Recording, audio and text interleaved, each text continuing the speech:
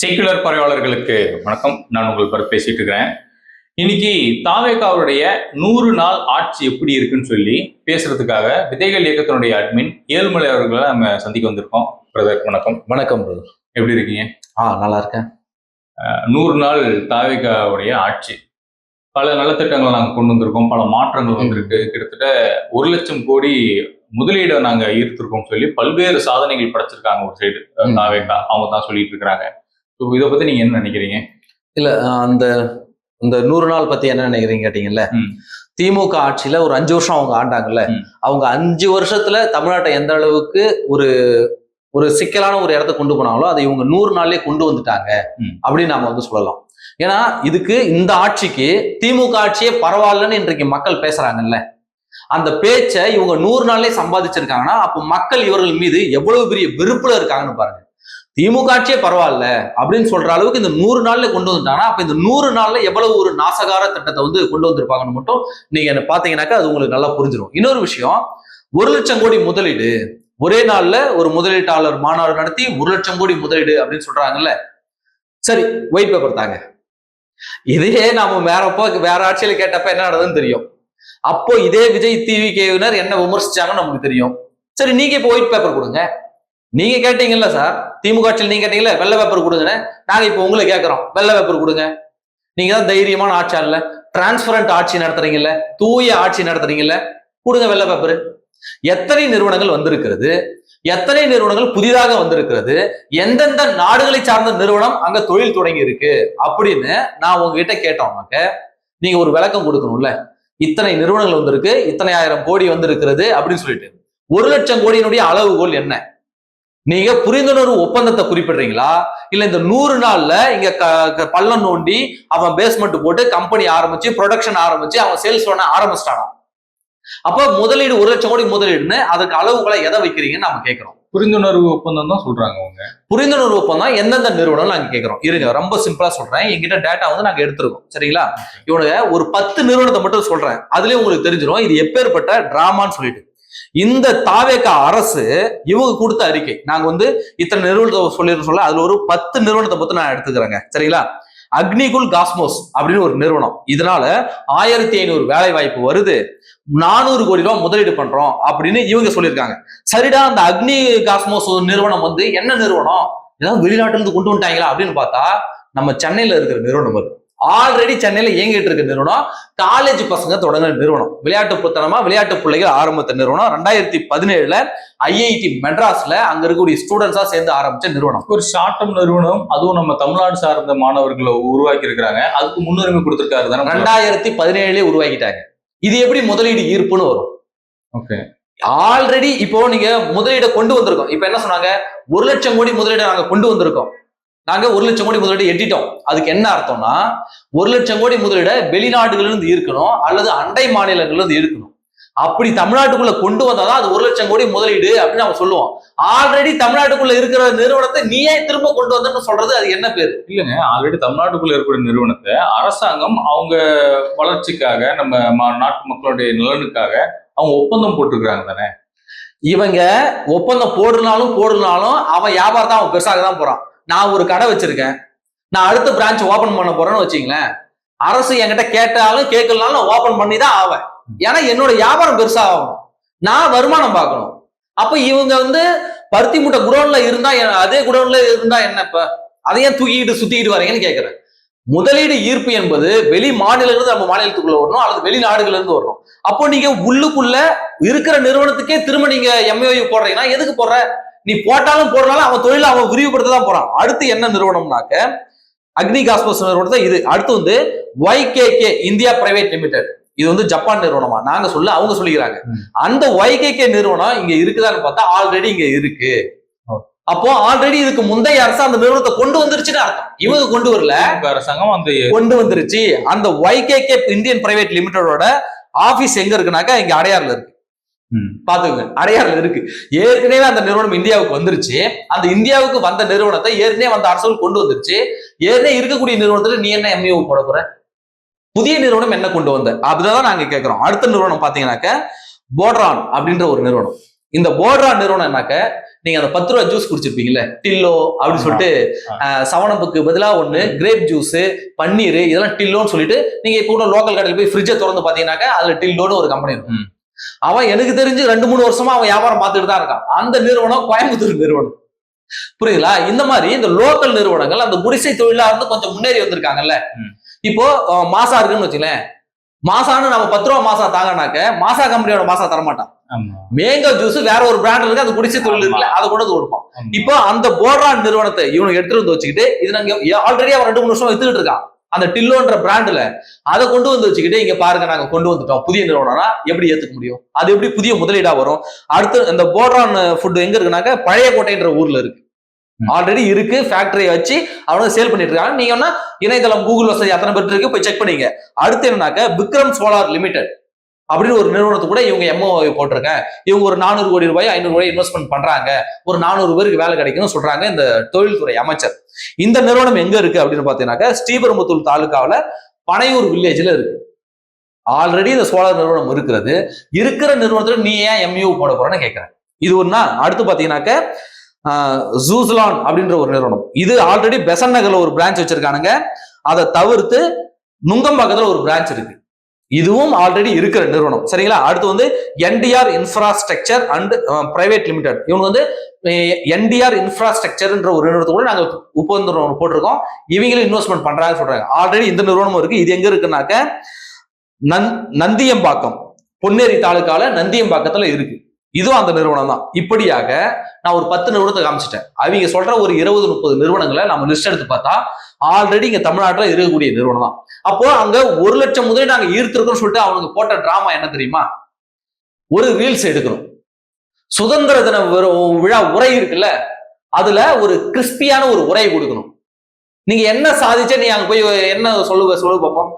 காலை உணவு திட்டத்தை வந்து நான் காமராஜர் உணவு திட்டம் வந்து மாத்திட்டேன் அப்படின்னு சொன்னா காரியத்து போக மாட்டாங்க. அதான் சொல்லியிருக்காரு. நீ சொல்லிட்டாரா? அப்ப காரியத்து போய்தான் சொல்லி நீ என்ன கொண்டு வந்தது கேக்குறோம். இப்போ மு.க. ஸ்டாலின் கொண்டு வந்த காலை உணவு திட்டத்தை நீ காமராஜர் உணவு திட்டம்னு பேர் மாத்திட்ட. விவசாயக்காரன் மொத்த கடனை தள்ளுபடி பண்றேன்னு சொல்லிட்டு அவங்க வயிற்றுல அடிச்சு அவங்களுக்கு பட்ட நாமத்தை சாத்தி வெறும் 70,000 ரூபாய் கடனுக்குள்ள இருந்தாதான் நான் தள்ளுபடி பண்ணுவேன்னு சொல்லிட்டு விவசாயிகிட்டே செருப்படி வாங்கிட்டேன். நீங்க சிங்கப்படைன்னு ஒண்ணு ஆரம்பிச்சு இதை நேத்து பாருங்க, பெண் காவலரை கத்தியால குத்தி சாவடிச்சிட்டாங்க. சிங்கப்படைக்கே என்ன நிலைமைன்னு பாத்துக்கோங்க. அப்போ போதைப் பொருள் கலாச்சாரம் உருவாயிடுச்சு. நீ என்ன புதிய திட்டத்தை கொண்டு வந்தன்னு கேட்கிறோம். ஒண்ணுமே இல்லையே. அப்ப அந்த சுதந்திர தின விழாவில தான் கொண்டு வந்த, ஏன்னா இவனுங்க பேர் மாத்திர திட்டத்தெல்லாம் கொண்டு வந்தாக்க எவன் பெத்த பிள்ளைக்கு எவன் பேர் வைக்கிறேன்னு கேட்டுருவாங்க. சரி, ஏதாவது ஒண்ணு சொல்லணும்ல. அப்ப இந்த 1 லட்சம் கோடி முதலீடு வா வரவை, லோக்கல்ல இருக்க ஆளு எல்லாத்தையும் வரவை. இன்னொன்னு எல்லாரும் வந்து விஜய்கிட்ட செல்ஃபி எடுக்கிறானுங்க. அந்த வீடியோ நீங்க பாத்துருப்பீங்க. விஜயே போயிட்டு அந்த 1 லட்சம் முதலீடுன்னு சொல்லிட்டு ஒரு போர்டு வச்சு அதுக்கு முன்னாடி போட்டோ எடுத்துக்கிட்டாரு. அவரு கூட நின்று தொழில்துறை வல்லுநர் முதலீடு பண்ண வந்த முதலாளிகள் இவரெல்லாம் வந்து செல்ஃபி எடுக்கிறத நீங்க வீடியோவில் பார்த்துருப்பீங்க. நான் கேட்கிறேன், எந்த ஒரு தொழில் நிறுவனத்தை சார்ந்த முதலியாவது இந்த மாதிரி செல்ஃபி எடுத்து இது வரைக்கும் இந்த 50 ஆண்டு வரலாறு அரசியல் வரலாற்றுல பாத்துருக்கீங்களா? இல்லைங்க. புது தலைவர் எங்க இருக்காரு, ஸ்மார்ட்டா இருக்காரு, கியூட்டா இருக்காரு, அதனால அவங்க போட்டோ, அதனால கவர்ச்சியா இருக்காரு. நான் என்ன கவர்ச்சியில ஆட்சி கொண்டாரு, ஆனா கவர்ச்சி அப்படி டேஷ் போட்டார்ல, ஒருவேளை கவர்ச்சியா இருக்கிறவங்க அந்த கவர்ச்சியில மயங்கி செல்ஃபி எடுத்ததால எடுத்துட்டு இருப்பாங்க.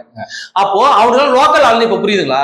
ஏன்னா ஜப்பான்காரனுக்கு விஜய் யாருன்னு தெரியாது, அமெரிக்காவில இருந்து ஒரு தொழில் நிறுவனம் வச்சுன்னா விஜய் யாருன்னு தெரியாது. இன்னும் சொல்ல போனா இங்க இருக்கக்கூடிய ஒரு பிரபல நடிகர்களையே பெரும்பாலான எலைட்டு பணக்காரர்களுக்கு தெரியாது யாரு.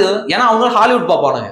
யார் இவனுக்கு இவ்வளவு பேர் எல்லாம் செல்ஃபி எடுக்கிறாங்க. அந்த மாதிரி சொல்லக்கூடிய நபர்கள் இன்றைக்கு பணக்காரர். இப்போ சவுக்கு சங்கர் என்ற ஒரு நபரை நம்ம எல்லாருக்கும் தெரியும் சொல்றோம். அவருனா யாருன்னு கேட்கிற ஆளும் இருக்காங்க.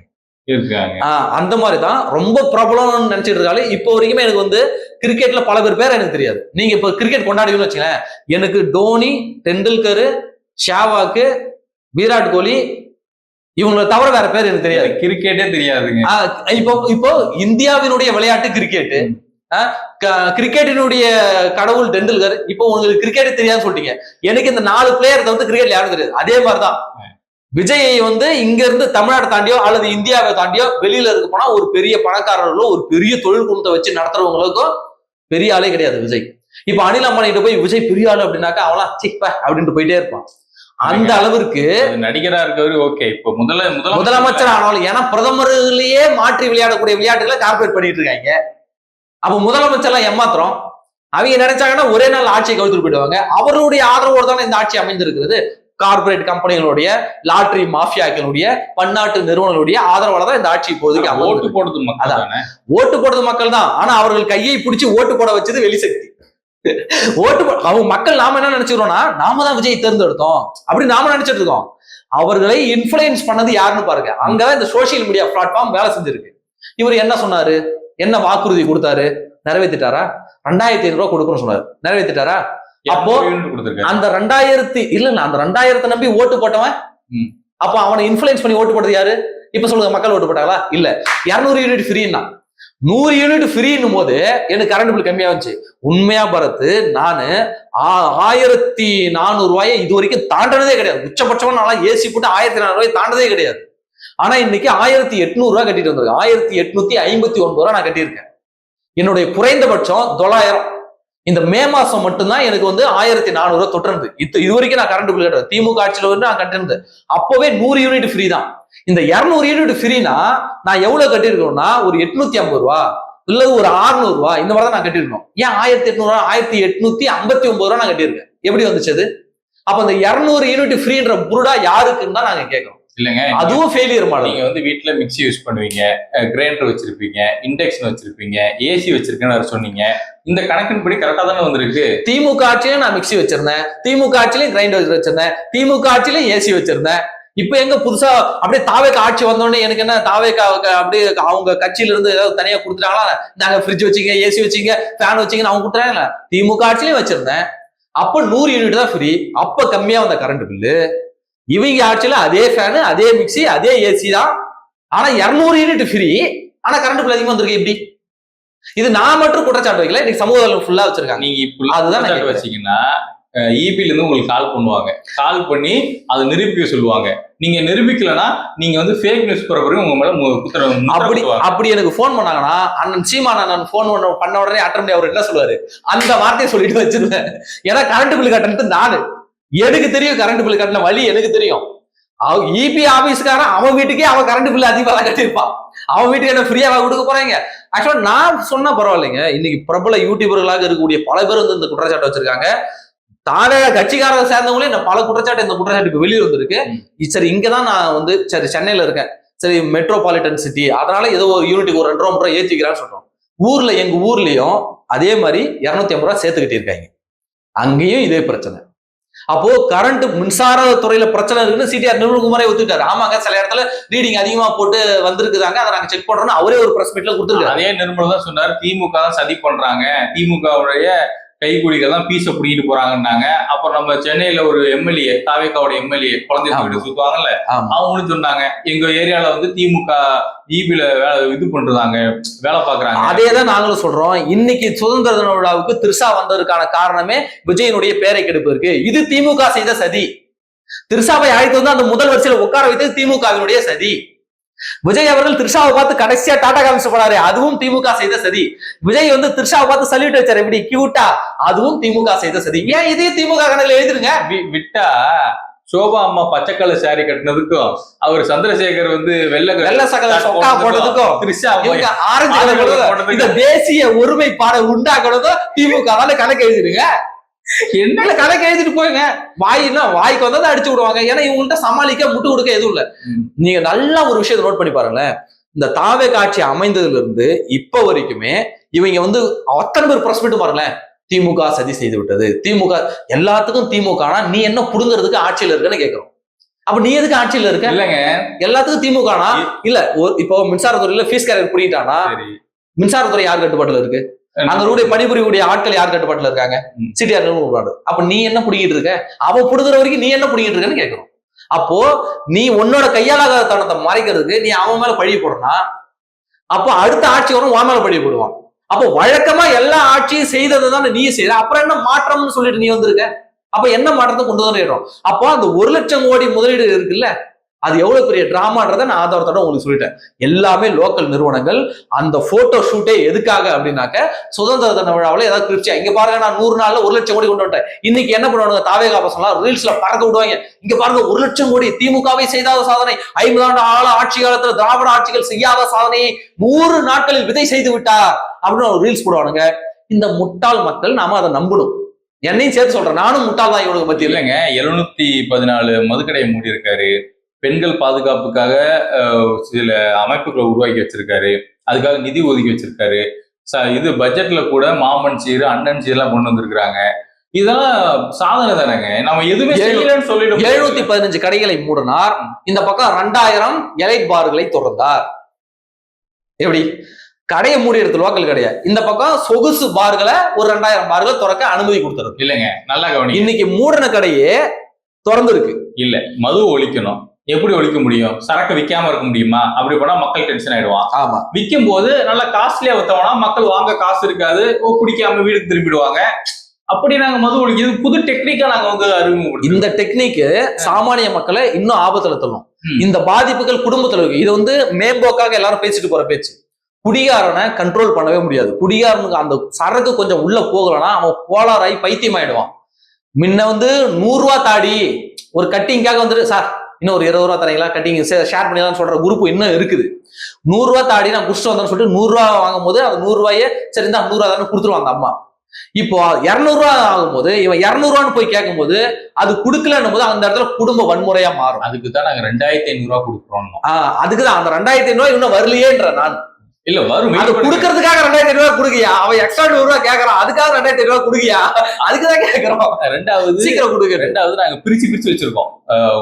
மகளிருக்கு வந்து 2500 ரூபாய் கொடுத்துருவோம். அங்க ஒரு குடும்ப பிரச்சனை வராம இருக்கும். வேலைக்கு போகாம வெட்டியா இருக்கு வீட்டுல இருக்கக்கூடிய இளைஞர்களுக்கு நாங்க வந்து ஒரு 4000 ரூபாய் கொடுத்துருவோம். இதெல்லாம் நாங்க பிரிச்சு வச்சிருக்கிறோம். எல்லாம் தெளிவாதாங்க நாங்க. நீங்க பிரிச்சு வச்சாலும் அது டாஸ்மாக்ல ஒன்னா சேர்ந்துக்கும். ஆமாங்க, அது அங்க ஒன்னா சேர்ந்து 56,000 கோடி வந்து நாங்க டார்கெட் வச்சிருக்கிறோம், அச்சீவ் பண்ண. இப்போ மதுவை குறைக்கணும்னு சொல்லிட்டு கடையை முடுறீங்க, விற்பனை அதிகமாகணும் டார்கெட்டும் வைக்கிறீங்க. இதுல எது உண்மை? மதுவை குறைக்கணுமா இல்ல விற்பனையை டார்கெட்டை அச்சீவ் பண்ணுமா? ஒண்ணு இது சரியா இல்ல இது சரியா? இல்லைங்க, சின்ன கடையை மூடிட்டு எலைட்டா வச்சோம்னா பெரிய வருமானம் வந்துடும். நான் டார்கெட்டை அச்சீவ் பண்ண முடியும். பெரிய வருமானம் வரும்.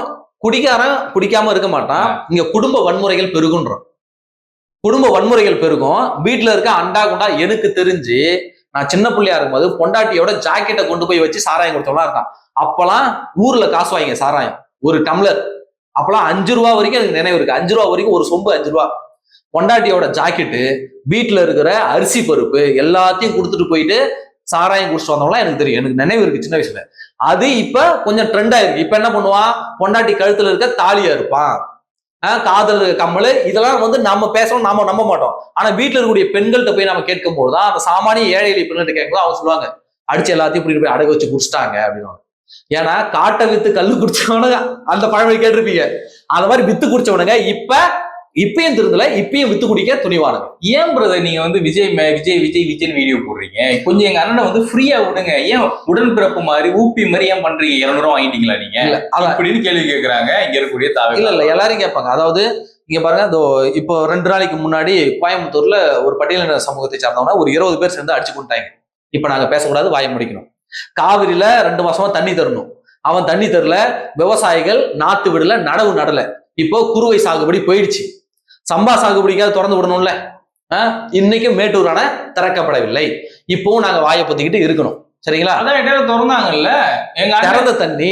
திறந்த தண்ணி ஏற்கனவே இருந்த காய்ச்சலுக்கு பாதி பூமிக்கு அடியில போயிடுச்சு, பாதி வானத்துக்கு போயிடுச்சு. இன்னும் விவசாயிகளுடைய அந்த வயலுக்குள்ள போகல. அதான் இப்ப நிலைமை. அப்போ தமிழ்நாட்டுல நேற்று பெண் போலீஸ் ஒருத்தவங்க கத்தியில ஊத்திட்டாங்க. இப்பவும் நாங்க வாய முடிக்கலாமா? 6 வயசு பெண் குழந்தைய கொண்டானுங்க. என்ன பண்ணி வன்கொடுமை பண்ணி கொண்டாங்க. அந்த குழந்தைகிட்ட என்ன இருக்குன்னு தெரியல. அதை வன்கொடுமை பண்ணி கொண்டாங்க. இப்பயும் நாங்க வாய முடிட்டு இருக்கோமா? திமுக 6 லாக்அப் டெத் நடந்திருக்கு. அதை நாங்க கேட்காம வாய முடிட்டு இருக்கணுமா? இல்லங்க, திமுக ஆட்சியில் என்ன பண்ணீங்க? அப்பவும் இதெல்லாம் நடந்துச்சு இல்ல? அப்பவும் நாங்க கேள்வி கேட்டோம் தான். அப்பவும் நாங்க கேள்வி கேட்டோம். அப்பவும் டிவிக்கே கேட்டுச்சு. நாங்க பாக்கலையா? அதெல்லாம் டிவிக்கே கேட்டுச்சு. சரி, நாங்க கேட்கலாம். டிவிக்கே கேட்டுச்சா இல்லையா? டிவிக்கே என்ன பண்ணுச்சு? இந்த லாக்அப் டெத்ல உயிரிழந்த அஜித் குமாருக்காக பெரிய ஒரு மேடை போட்டு இறந்தவர்களுக்காக போராட்டம் பண்ணச்சா இல்லையா? ரெக்கார்ட்லாம் வந்துச்சு. அதான் ரெக்கார்ட் பண்ணாங்க. இவங்க வந்து போன்ல பண்ணாங்களே, ஏதோ நிதி எல்லாம் கொடுத்தாங்க. ஏன் இப்ப 6 பேர் இறந்தாங்கல்ல, 6 பேர் லாக்அப் டெத் ஆனாங்கல்ல. இந்த 6 பேருக்காக ஏன் விஜய சார் வந்து ஒரு போன் போட்டு கூட விசாரிக்கல? முக ஸ்டாலினாவது போன் பண்ணியாவது சாரிமான்னாரு. ஒரு முதலமைச்சர் சாரி சொல்லணுன்ற அவசியம் கிடையாது. அதையே நிறைய பேர் விமர்சிச்சாங்க.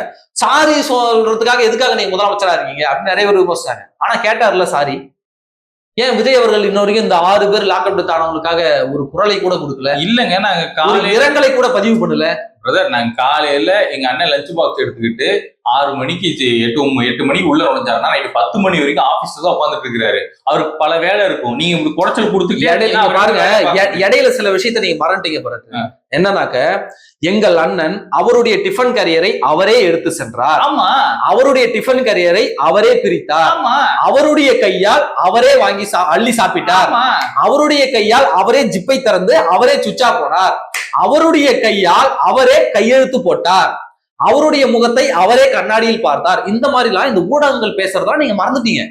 ஊடகங்களுக்கு இதான் நியூஸ். அதாவது எவனுமே அவங்க கையால சாப்பிடல, அடுத்தவங்க கையால சாப்பிடுறான்.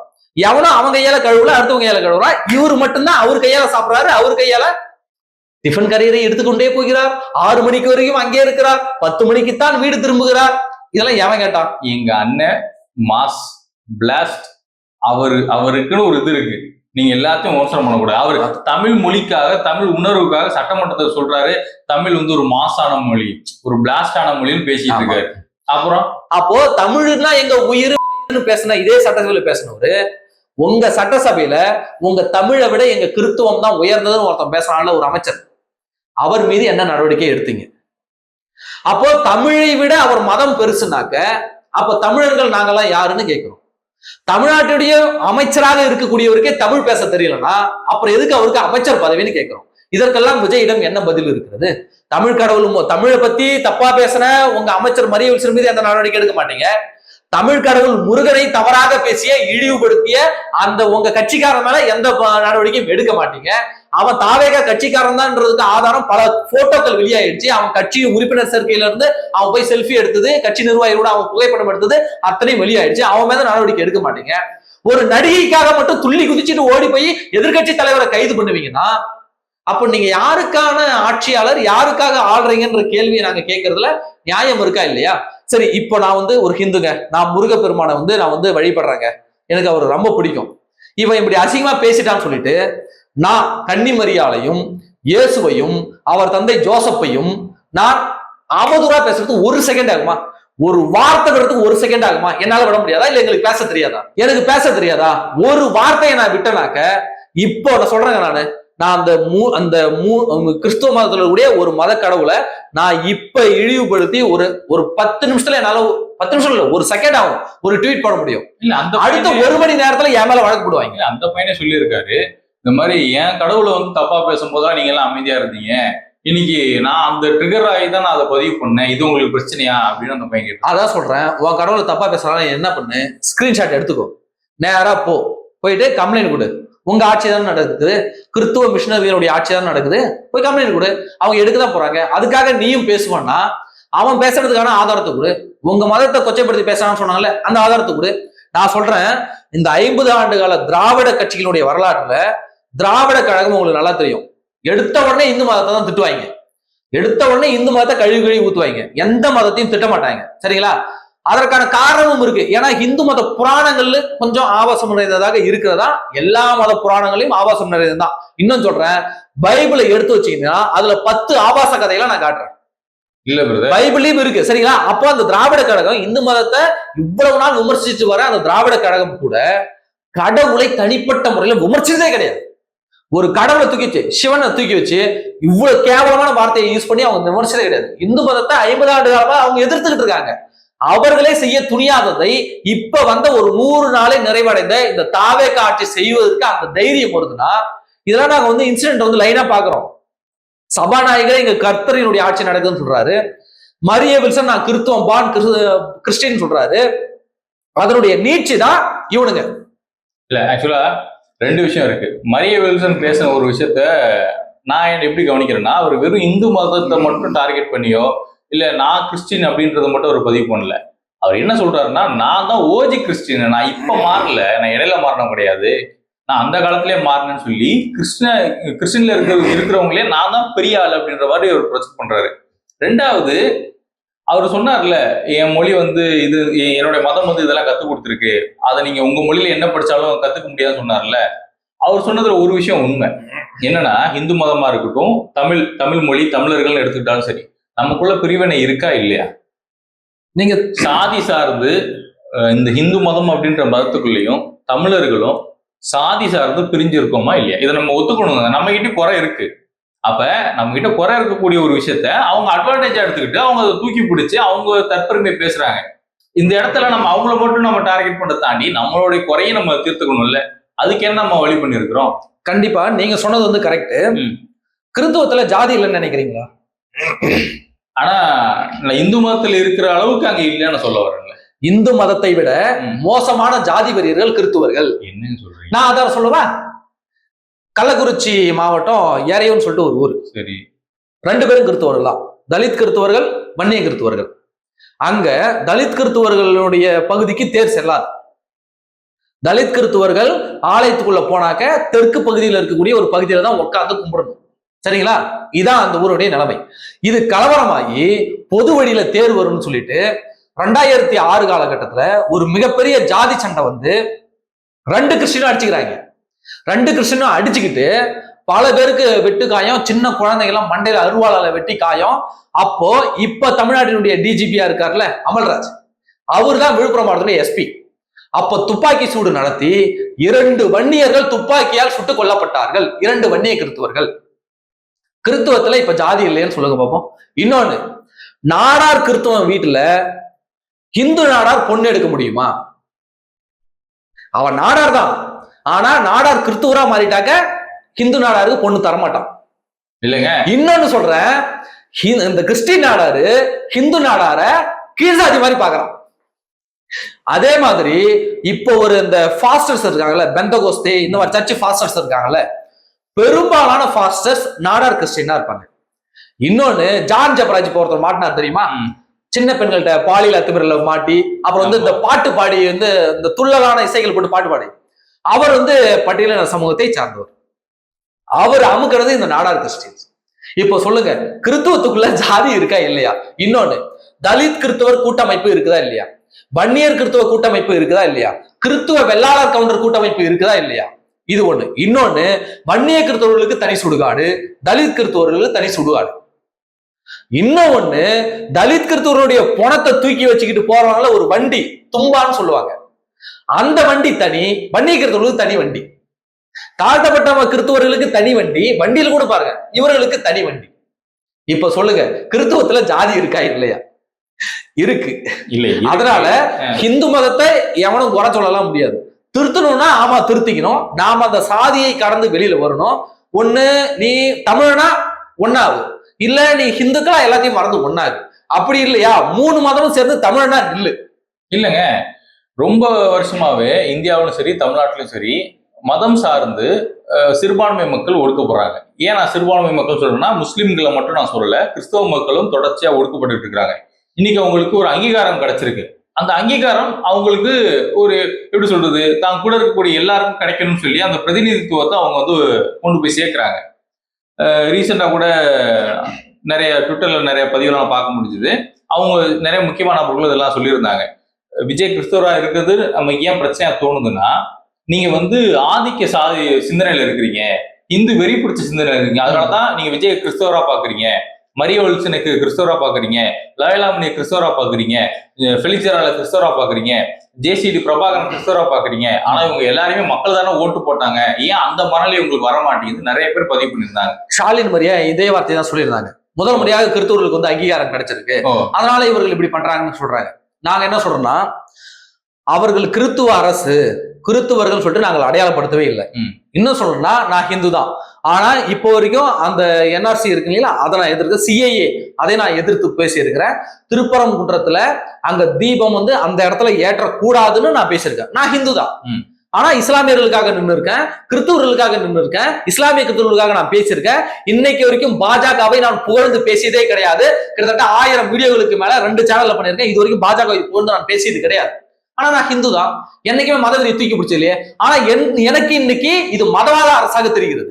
நான் என்ன சொல்றேன்னா, இந்த மதவாதத்தை டிவிகே செஞ்சாலும் தப்பு, பாஜக செஞ்சாலும் தப்பு. முதல்ல இது கிறிஸ்துவ ஆட்சின்னு நாங்க யாருமே முத்திர குத்தல. இது ஆட்சி வந்ததுன்னு பாருங்க, கிறிஸ்துவ ஆட்சின்னு நாங்க யாருமே முத்திர குத்தல. எப்ப முத்திரை குத்த ஆரம்பிச்சோம்னா, அது எப்படி எல்லா கிறிஸ்துவர்களும் அமைச்சரா இருக்காங்க, அது எப்படி எல்லா கிறிஸ்துவர்களுக்கும் எம்எல்ஏ, அதிக அளவு கிறிஸ்துவர்களுக்கு எம்எல்ஏ பதவி கிடைச்சிருக்கு, சபாநாயகர் எப்படி கிறிஸ்துவரா இருக்காரு, ஆதவர்ஜுனா கிறிஸ்துவர் இல்லையா? இங்க கில்லி சரத்து கிறிஸ்துவர் இல்லையா? வன்னி அரசு கிறிஸ்துவர் இல்லையா? சொல்லுங்க, வன்னி அரசு கிறிஸ்துவர் இல்லையா? அப்ப ஃபெலிக்ஸ் ஹெரால்டு கிறிஸ்துவர் இல்லையா? லோயலாமணி கிறிஸ்துவர் இல்லையா? பேரு தான் ஹிந்து பேரு, ஆனா அவங்க கன்வெர்டட் கிறிஸ்டியன்ஸா இருக்காங்க. நான் கேட்கிறேன், இது மதவாத அரசு இல்ல? எப்படி எல்லாரும் கிறிஸ்துவர்களா தேடி பிடிச்ச பதவி கொடுத்துருக்கீங்க? எப்படி கிறிஸ்துவர்களுக்காக எல்லாருக்கும் முன்னுரிமை கொடுக்குறீங்க? அதனாலதான் இன்றைக்கு இது விமர்சனம் ஆகுது. அது மட்டும் இல்ல, நாங்கள் அவரை விஜயா தான் பார்த்தோம். ஜோசப் விஜய்னு இவர் தான் போட்டுக்கிட்டாரு. இவ்வளவு படம் நடிச்சார்ல, ஒரு படத்துல ஜோசப் விஜய்னு வந்திருக்கா? ஜனநாயகம் படத்துல மட்டும் எப்படி ஜோசப் விஜய் வந்தது? இப்ப சொல்லுங்க, நாங்க அவரை கிறிஸ்துவரா பாக்குறோமா? சரிங்க, இதே புரட்சி அம்மா அவர்கள் இருந்திருக்காங்க, எம்ஜிஆர் இருந்திருக்காங்க, எடப்பாடி பழனிசாமி இருந்திருக்காங்க, கருணாநிதி இருந்திருக்காங்க, மு.க. ஸ்டாலின் அவர்கள் இருந்திருக்காங்க. மத அடையாளத்தை என்னைக்காவது அவருடைய அபிஷியல் அலுவலகத்துல பாத்திருக்கீங்களா? வீட்டுல கும்பிடுறது வேறங்க, வெளியில போய் கும்பிடுறது வேறங்க. மத அடையாளத்தை அவருடைய வீடு அபிஷியல் அலுவலகத்துல வச்சு கும்பிடுறது பாத்திருக்கீங்களா? ஆனா விஜய் என்ன பண்ணாரு? ஜீசஸ் கிறிஸ்ட சிலுவையில் அறையப்பட்ட அந்த சிலுவையை வச்சு அதை கரெக்டா ஃப்ரேம் போட்டோ கேமரா வச்சிருக்க உங்களுக்கு தெரியும், அந்த ஃப்ரேம் கரெக்டா சிலுவை வீழ்னு சொல்லி எடுத்து போட்டிருக்காங்க. இப்போ மதவாதத்துக்குள்ள அழைத்துக் கொள்வது யார்? நாங்களா? நாங்க தான் அவர் சிலுவையை வச்சு போட்டோ எடுக்கணும் போட்டோமா? கிடையாது. சரி, சட்டசபைக்குள்ள மரிய வில்சன் நிதியமைச்சர் பட்ஜெட் தாக்கல் பண்ண வர்றாரு. பட்ஜெட் அறிக்கையோடு ஜபமாலையை தூக்கிட்டு வந்தாரா இல்லையா? இப்ப யார் தங்களை மதவாத அரசியலுக்குள்ள சுருக்கிக்கிறது? அங்க இருங்க, இந்து கோயிலுக்கு எடுத்துட்டு போனாங்கல்ல, இந்து அதையே நாங்க விமர்சிச்சோமே.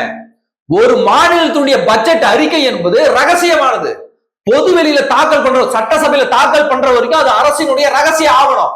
அதை எப்படி நீ ஸ்டேட் விட்டு ஸ்டேட் தாண்டி ஒரு விவசாயத்துறை அமைச்சர் திருப்பதியில கொண்டு போய் நீ எடுத்துட்டு போவன்னு நாங்க விமர்சிச்சு இருக்கோம். அது மட்டும் இல்லாம மூன்றாம் நபர் கையில, ஏன்னா அங்க இருக்கக்கூடிய ஐயர்களுடைய கையில கொடுத்து அவங்க சாமி பாதத்துல வைப்பாங்க. ஒரு அமைச்சர் கையில் இருந்து மூன்றாம் நபர் கைகளுக்கு எப்படி அது மாறுச்சுன்னு நாங்க கேட்டு விமர்சிச்சிருக்கோம். அது தவறு. அது அதைத்தான் நாங்க சொல்றோம். இன்னைக்கு சட்டசபையில மரிய வில்சன் ஜபமாலை எடுத்துட்டு போன மாதிரி நாடாளுமன்றத்துல நிதியமைச்சர் நிர்மலா சீதாராமன் அவர்கள் ராமர் சிலையை எடுத்துக்கொண்டு போனால் நீங்கள் அதை ஒப்புக்கொள்வீங்களா? நான் கேட்கிறேன். அண்ணன் திரும்ப ஒத்துப்பாரு. நான் கேட்கறது என்னன்னாக்க, அதை ராமர் சிலை எடுத்துட்டு போனா ஒப்புக்குவீங்களா? நான் கேட்கிறேன். இல்ல, அண்ணன் திரும்ப ஒத்துப்பாரு. அவர் ஒத்துக்குவாரு. அவருக்கு என்ன, சோறு கண்ட இடம் சொர்க்கம், அவர் ஒத்துக்கிட்டு தான் ஆகணும். அப்போ நீங்க இங்க செய்யறது சரினா, நிர்மலா சீதாராமன் நாளைக்கு ராமர் சிலையை தூக்கிட்டு போனால் அதுவும் சரி. ராமர் சிலை அவர் தூக்கிட்டு போனா அது தப்புனா, இவங்க ஜபமாலை எடுத்துட்டு வரதும் தப்பு. நாங்க என்ன சொல்றோம்னா, அரசுக்குள்ள மதத்தை நுழைக்காதீங்கன்னு சொல்றோம். இது சிறுபான்மை மதவெறி சொல்ல மாட்டேன், கிறித்துவ மதவெறி அரசிங்க நடக்குது. ஜபமாலை எதுக்கு எடுத்துட்டு போற? நீ ஒட்டுமொத்த தமிழர்களுக்கும் நீ அமைச்சர், ஜபமாலை எடுத்து போக வேண்டிய அவசியம் என்ன? அதே நிதியமைச்சர் ஐ எம் பார்ன் கிறிஸ்டியன், எவன் கேட்டான் உன்ன? நீ எவனுக்கு பிறந்தன யாராவது கேட்டாங்களா? நீ யாருக்கு பிறந்தன யாராவது கேட்டாங்களா? ஐ எம் பார்ன் கிறிஸ்டியன் நாங்க கேட்டோமா? நாங்க யாராவது கேட்டோமா? ட்ரிகர் பண்ணோமா?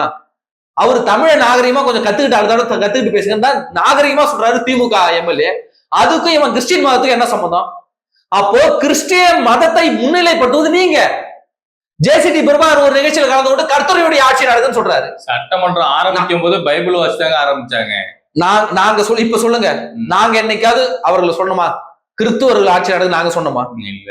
எல்லா வேலையும் அவனுங்க பண்ணிட்டு, ஏங்க ஒரு அரசு மதசார்பற்று நடக்க கூடாதுங்க, ஒரு மதசார்பின்மை அரசாக தான் இருக்கணும்னு சொல்ற நாங்க இன்னைக்கு மதவெறியர்களான்னு கேட்கிறோம். அப்போ நீ சிலுவையை தூக்கிட்டு வருவ, நீ ஜபமாலையை தூக்கிட்டு போவ, கர்த்தரின் ஆட்சி இங்க நடக்குதுன்னு சொல்லுவ, நீ பைபிளை கோட் பண்ணி காட்டுவ, எல்லா சேட்டையும் நீ பண்ணிட்டு, ஐயோ எங்களை மதவாத அரசியல் சொல்றாங்க, ஐயோ சிறுபான்மையினர் முன்னுக்கு வரக்கூடாதா அப்படின்னு விக்டிம் கார்டை தூக்குனா நாங்க பைத்தியக்கார அச்சியமா வருது அப்புறம் வாயில. அப்ப எந்தவித தமிழ்நாட்டுடைய முதலமைச்சரும் மத அடையாளங்களுக்கு அப்புறப்பட்டுதான் இருக்காங்க. அவங்க தனிப்பட்ட வாழ்க்கை சாமி கும்பிட்டுக்கிட்டோம், கோவிலுக்கு போறாங்களா போகட்டும், கும்பிட்டுட்டோம், யாரும் எதுவும் அவர் விமர்சிக்க போவது இல்லையே. நீ அரசாங்கத்துக்குள்ள மதத்தை கொண்டு வருவது தவறு. பாஜக செய்யக்கூடிய மதவாத அரசியலும் தவறு, நீ செய்யக்கூடிய மதவாத அரசியலும் தவறு. அரசுக்குள்ள மதத்தை கொண்டு வராத. நீ எவனா வேணா இருந்துட்டு போ, அரசாங்கத்துக்குள்ள மதத்தை கொண்டு வராத. எல்லாரும் சேர்ந்துதான் வாக்களிச்சிருக்கோம். ஆனா நீ கிறிஸ்துவத்தை மட்டும் முன்னிறுத்தி காட்டுறனா, அப்ப மத்த பேரெல்லாம் புட்டா அப்படின்னு கேள்வி வருதா இல்லையா? அதான் நாங்க கேட்கிறோம். புரிஞ்சுது. மதம் அப்படின்ற ஒரு விஷயத்த இன்னைக்கு தாவேக அரசாங்கம் கையில் எடுத்திருக்காங்க. அது குறிப்பா இன்னொரு விஷயமும் சொல்லிடுறேன். எதற்காக இவர்கள் இந்த மதவாதத்தை இப்ப கையில் எடுக்கிறாங்கனாக்க, வருகின்ற 2029 தேர்தலை நாடாளுமன்ற தேர்தலை மேற்கோள் காட்டிதான் இவங்க வைக்கிறாங்க. ஏன்னாக்க திமுக தான் இங்க இப்போதைக்கு அதிக எம்பிக்களை வச்சிருக்கக்கூடிய ஒரு சக்தியாக இருக்கு. இப்போ திமுக கூட்டணியில காங்கிரஸ் இல்ல. அப்போ பிரதமர் வேட்பாளரா இவங்க யாரை முன்னிறுத்துவாங்க? ஒண்ணு மூன்றாவது அணி கட்டமைக்கணும், இல்ல தாவேகா காங்கிரஸ் உள்ள கூட்டணிக்குள்ளே போகணும். அப்போ இங்க இருக்கக்கூடிய தாவேகாவுக்கு எம்பிக்கள் வேணும். அப்ப என்ன பண்ணுவாங்கன்னா பாசிச பாஜக இருக்கிறது. அப்போ ஏன்னா ஹிந்துக்கள் வந்தா எவன் வந்தாலும் ஓட்டு போட்டுறாங்களே, அப்போ சிறுபான்மையின ஓட்டுகளை மொத்தமா நாம அள்ளணும். பாஜகவை காட்டி சிறுபான்மையின ஓட்டு அள்ளணும்னா நாம சிறுபான்மையின தலைவர் நான் தான், இஸ்லாமிய கிறிஸ்தவர்களுக்கு நான் தான் அத்தாரிட்டி அப்படின்றது நிறுவனம். அதற்கான வேலை தான் இது. 2029 தேர்தலை மனதில் வைத்துக் கொண்டுதான் நாங்கள் சிறுபான்மை ஆட்சி நடத்துகிறோம், சிறுபான்மை தலைவர் நாங்கள், நீங்க மொத்த ஓட்டு எனக்கு போடுங்க, திமுகவுக்கு அதிமுகவுக்கு போடாதீங்க, பாஜகவை நாங்க தான் வலுவா எதிர்ப்போம். ஏன்னா ஹிந்துக்கள் அவன் மாடு கண்ணை மூடிட்டு போயிட்டு விஜய்க்கு தான் குத்துவான். ஏன்னா இவனுக்கு அரசியல் புரிதலும் இல்ல, இவனுக்கான அரசியலும் தெரியாது, இவன் எவன் கேட்டாலும் போய் ஓட்டம் போட்டுருவான். அதனால இந்துக்களை பத்தி விஜய்க்கு கவலை கிடையாது, வந்து ஓட்ட குத்துருவாங்க. அப்ப இந்த பக்கம் சிறுபான்மையினர்கள் ஒன்றிணைக்க வேண்டிய தேவை விஜய்க்கு இருக்கு. அதனாலதான் இத்தகைய ஒரு டிராமாக்களை போடுவதற்கு காரணமே 2029 தேர்தலை அவர்கள் மனதில் வைத்துதான் இந்த நாடகத்தை இந்த தாவேகா போட்டுக்கிட்டு இருக்கு. இதுதான் இதற்குள்ள இருக்கக்கூடிய உள்ள அரசியல். பொறுத்து பார்ப்போம். ஏன்னா அந்த மதம் அப்படின்றது தமிழ்நாட்டுல எடுபடாத ஒரு அரசியல். அதை விஜய் கையில் எடுக்கிற அப்படின்னா அப்ப இது பின்னணியில மிகப்பெரிய ஒரு சதி திட்டம் இருக்குன்னு அர்த்தம். பார்ப்போம் தமிழக மக்கள் அதை ஏத்துக்கிறாங்களா இல்லையான்னு. ரொம்ப நன்றி. நன்றி.